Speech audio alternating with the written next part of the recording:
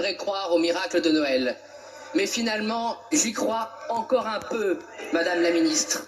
J'y crois encore un peu. Peut-être trouverez-vous un peu de charité, en commençant par vous-même, pour comprendre à quel point le budget que vous proposez est vraiment vous faire comprendre, ou en tout cas partager le désarroi, je dois dire, qui m'habite parfois quand nous vous écoutons et quand nous voyons surtout les résultats que vous avez contre notre pays. Ce n'est pas une critique qui vient du Rassemblement national. Nous lisons vos propres documents budgétaires. Quand nous voyons qu'entre ce que vous avez promis aux Françaises et aux Français et le résultat de la dette, il y a un écart de 270 milliards d'euros, Madame la Ministre. Ce n'est pas une attaque du Rassemblement national, c'est votre résultat.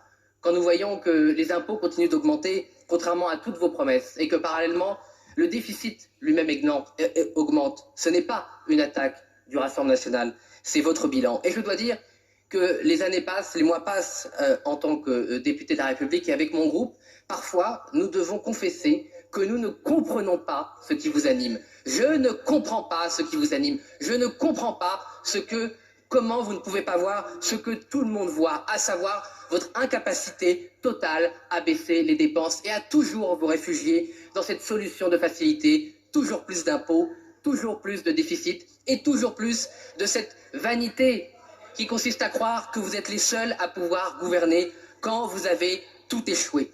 Cette deuxième valeur,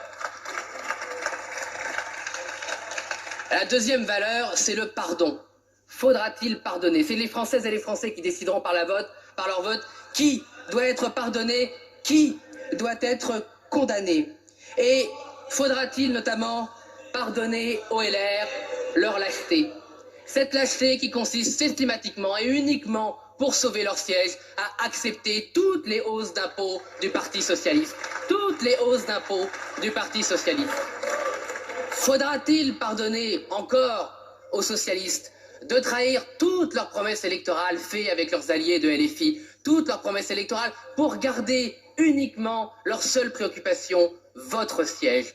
Ici, nous ne faisons que passer. Nous sommes seulement au service des Françaises et aux Français. Et je suis désolé de vous le dire, en cette veille de Noël, que vous ne faites que servir vos propres intérêts. Il n'y a aucun intérêt national à ce que vous continuez à occuper des sièges que vous servez aussi mal. Ce n'est pas une attaque du Rassemblement national, c'est le bilan que toutes les Françaises et tous les Français voient devant eux.